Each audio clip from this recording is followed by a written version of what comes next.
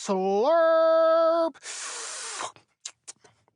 Pablo sucked an imaginary string of pasta through his lips. No way, said Violet with squinted eyes. She tucked a few stray kinks of hair behind her ears and crossed her arms. That's impossible. I promise, that's what happens if you get too close to a black hole, replied Pablo. I read all about it. You get stretched like a long piece of spaghetti. Well, I'm glad there aren't any black holes close to Earth, said Violet. I can't become a scientist if I get turned into a noodle first. The two best friends giggled. They sat cross-legged in the center of the Newburgh meadow with tall grass and scattered flowers, fluttering in the wind around them. The field was dotted with Newburgh elementary students and their families.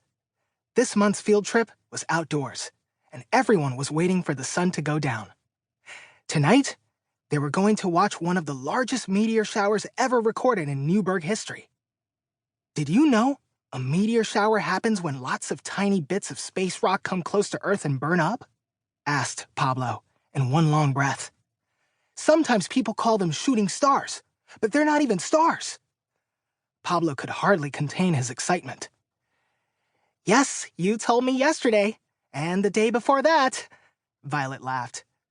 Pablo and Violet had been best friends since Pablo moved from Puerto Rico to Newburgh in first grade. They'd play soccer together in the park after school, or share a delicious pickle on their walk home. But this week, Pablo had spent all his free time in the library reading about meteors and other space objects.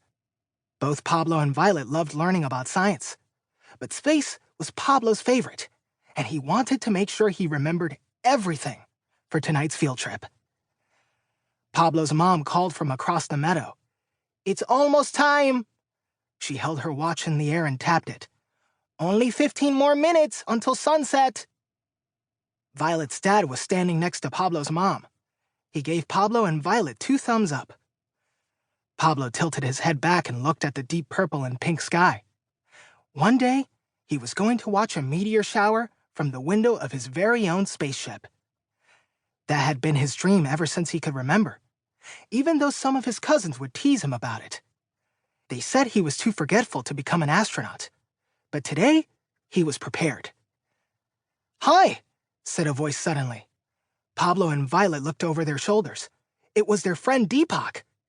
Hey, said Pablo. He eyed a pair of binoculars hanging around Deepak's neck. Where did you get those? They belong to my mom. She let me borrow them for the meteor shower. They're kind of heavy, though. Deepak removed the binoculars and set them in the grass. Then he plopped down next to Pablo. This is going to be so awesome. Deepak rubbed the palms of his hands together. It won't actually rain meteors tonight, right? Violet asked. She bit her lip and looked up at the darkening sky. Nah, replied Deepak. Most meteors are too small. They just burn up. That's true, but did you know thousands of meteors still hit Earth every year? Added Pablo. I wouldn't be surprised if tonight... Oh no! Look out! Violet yelped and covered her face with her hands. Nothing happened. She peeked through the cracks in her fingers and saw Pablo and Deepak smiling. Not funny, Pablo, she said. Then she smiled too.